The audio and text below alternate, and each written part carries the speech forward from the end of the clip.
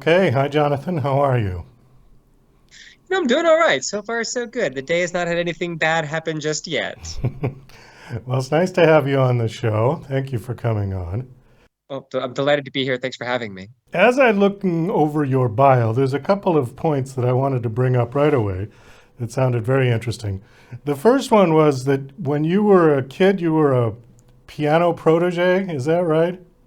Uh, some people like to say prodigy. I mean, I was certainly a protege. I mean, I had a professional organ player at a prominent church nearby who was my instructor, and I played piano and played competitive chess, and I was an energetic child with lots of ambitions. But yeah, I spent a fair bit of time playing piano in my youth.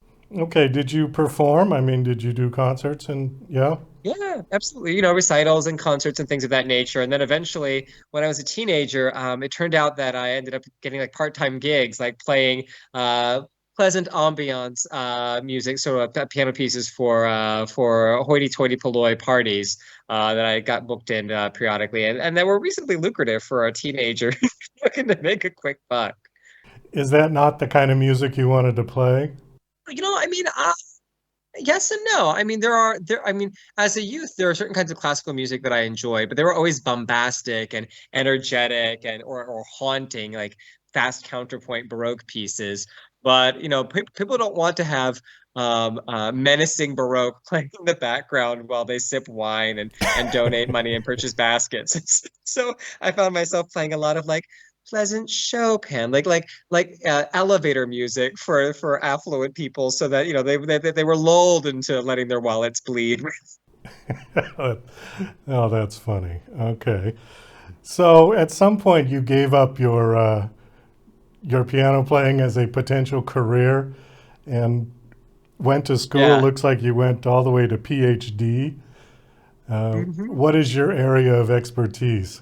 Let's see. My undergrad was in comparative religions and animal physiology. And then I switched over to ecology and evolutionary biology for my PhD, and then minored in statistics. So I guess biology has been the uniting theme throughout that, but I have diverse interests. So, I know as much about comparative religions, I guess, as I do about biology. But, I've devoted my first career to studying biology, and in particular, spiders. Spiders. Okay. Well, that's a topic I'd hmm rather not talk about. I'm not much into spiders at all. And It's too bad. They have a PR problem, but I mean maybe we can help them out one day. I think they do. Spiders and snakes have a big PR problem with me. Yeah, Yeah, definitely. regrettably. So you said evolutionary biology. Is that Darwin came to mind right away? Yeah. I studied societal collapse as an evolutionary force. So I tried to figure out what inside of primate societies or insect societies or spider societies or any kind of animal that formed social groups. I tried to figure out what the collective traits were about some groups that enabled them to persist and prevail, and why others would wither and die. And sometimes how apparently healthy kinds of societies would suddenly vanish the next year. Like there was a collective collapse, everyone died, nobody escaped. And why is it that some societies seem so healthy but then just blink out of existence, and then others appear to persist and flourish and proliferate? And so I was interested in societal collapse as an evolutionary phenomenon, and I still am intrigued by that. It's one of the topics I explore in this series. In the book that you just wrote? Yeah.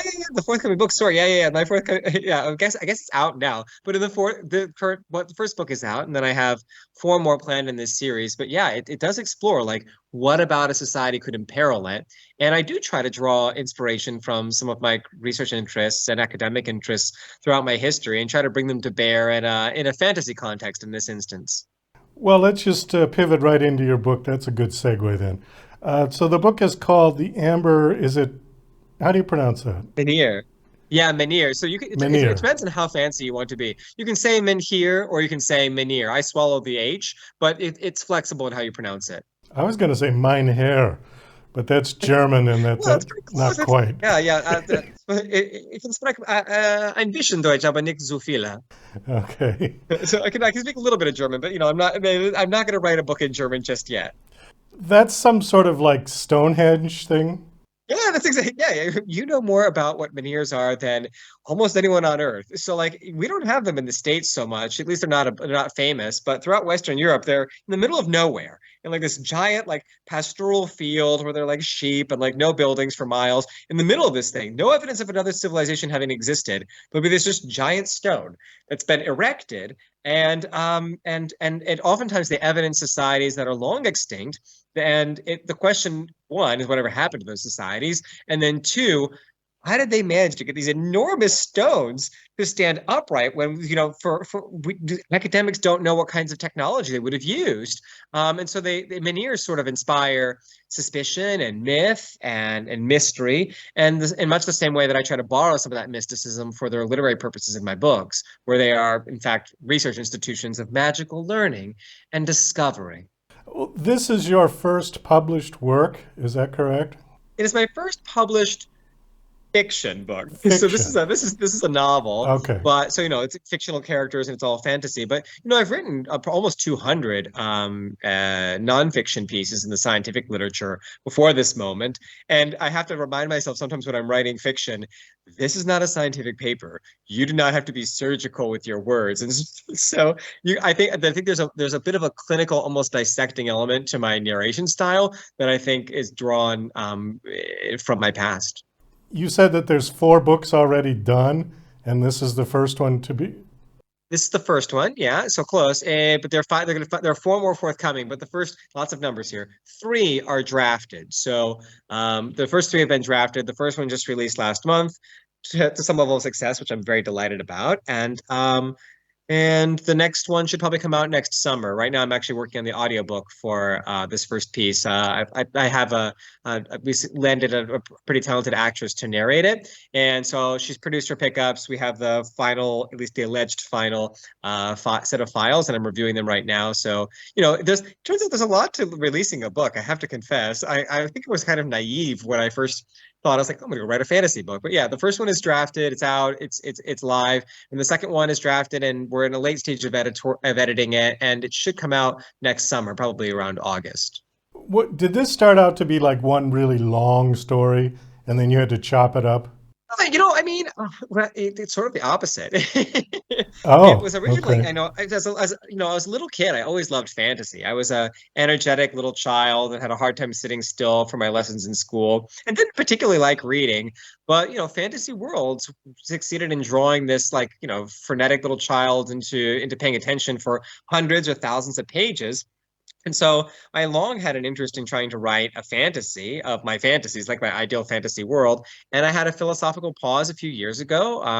And I thought, I could write a fantasy novel. And at first, like most people, I was going to write a trilogy. But then after I set out, by the time the second book was drafted, I set out such an enormous set of problems for my characters that the trilogy turned into a pentalogy. So there's 5 books intended, and I think I can land the plane successfully without too much drag in that 5 book format. So there were 5 books, a pentalogy, and 5 just feels like a good number. It's more than 3, 7 feels overwrought, so 5 it is. Okay. How would you compare the story to something else that's out there? Is it Lord of the Rings? Is it Harry Potter? Yeah, well, I mean, I'll use those as guideposts and then differentiate myself from those. So, Lord of the Rings is incredibly beautiful and sumptuous, and it almost feels like a hymn and its word choice. I'm I'm not as wordy nor as beautiful as that. That's a very aesthetic series of novels. Like you almost like you should sing them. It is more like Harry Potter. It does feature an academic world, but if instead of Lord Voldemort, some sort of evil snake deity outside of the schools, instead of him being the bad guy, it's the schools themselves that have duplicitous and evil, selfish entities that see students as opportunities before them. And these menhirs, these schools, that are schools in my world, they were erected to solve a great societal issue, this cosmic agent called calamity that's going to destroy this fictitious world if we don't find a means of magic to save society. And the menhirs rose to address that issue, but along the way, they've feathered their own nests to the point where new entrants are quickly blindsided between the narrative that is sold to the broader world and what actually occurs inside of the Menhirs. And we find out from these sweet suspecting students that those kinds of students that fail to fall in line and adhere to the prevailing order oftentimes suffer tragic slips, shall we say. And so it's like Harry Potter if the professors were the bad guys. Okay, well, that's not too far off. A couple of the professors in Harry Potter were sort of questionable, I would think. That's right. Yeah, yeah. If in fact they were also drinking the blood of students and laughing maniacally about it while macabrely gloating about their power, you would probably have something like the Amber Menhir.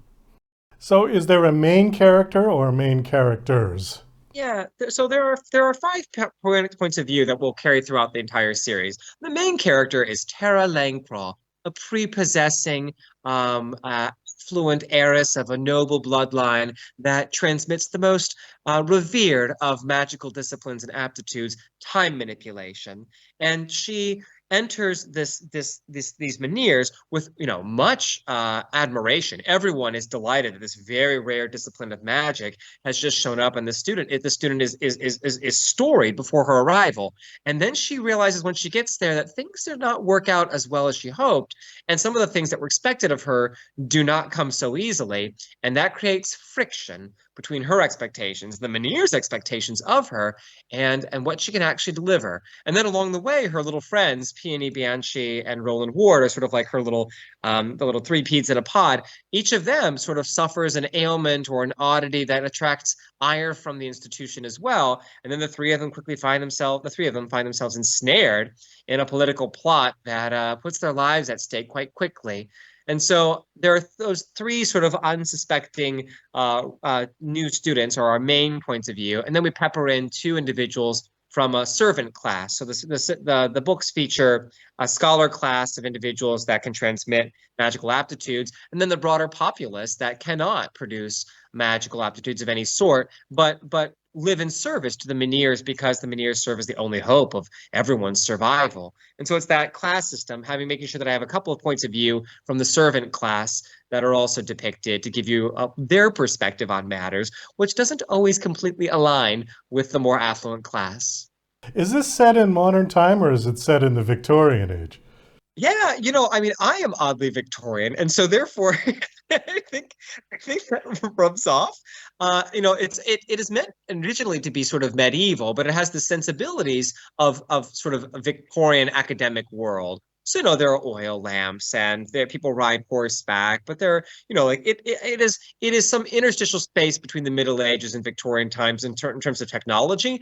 It's in an alternative world, so there's just one continent. But there are hints that this continent is not independent from our own history and might be set in the future, might be set in the distant past. It's not retrievable any longer based on the quality of records where this falls in our own timeline, if in fact it is distinct or whether or not it's indistinct. But I make that deliberately ambiguous, and I press on nerves in social commentary within the book that are intended to critique our own society at the moment in time that we are in a sort of cyclicality that's implied that we might reach a moment like the one we see in the Amber Menhir and subsequent volumes. Okay, so the characters are not all running around with iPhones, texting No, each no, other. no, no, no. They shan't. And also, I mean, I think iPhones could ruin a lot of different kinds of stories. I would agree with that completely. I think iPhones should not be anywhere near a good story. Yeah, yeah, yeah. If you're, I mean, we see enough stories about iPhones each and every day that are about 5 seconds long, or 10 seconds long. And in fact, when I crack a book, my goal is not to think about my iPhone whenever possible. I agree with you completely. And on that note, we're going to have to wind this down. Jonathan, thank you so much for coming on. The book is called The Amber Menhir. My guest is Jonathan Pruitt. Last question. Do you have a website you want to give out? Of course. The Shadows of the Monolith is the name of the series. So the Shadows of the Monolith .com, or if you forget the Shadows of the Monolith.com is also a website where you can find my blog and updates on the book. And then I'm on social media, Jonathan Pruitt author. Sorry, that is a bell nearby. Jonathan Pruitt author on Instagram, and the Shadows of the Monolith on Facebook. All of those are available, and you can follow me on any of those, and you can see my daily musings and figure out where the story is going next. Okay, and the book is out now, right? You said it's Yep, been the book is released. out now on Barnes and Noble, Amazon, Walmart, Target, and then various other book distributors, Kobo, and another book distributor. So it's available right now. You can pick up an inexpensive version of the ebook and see if I'm your cup of tea. All right, great. Well, thank you so much for coming on the show. It was a very pleasant, charming conversation. Nice Oh, meeting you, and best of yeah. luck with the book series. Yeah, thanks so much for having me, and thanks so much for your listeners for tuning in. And yeah, I'm excited to continue this journey, and thanks for being part of it.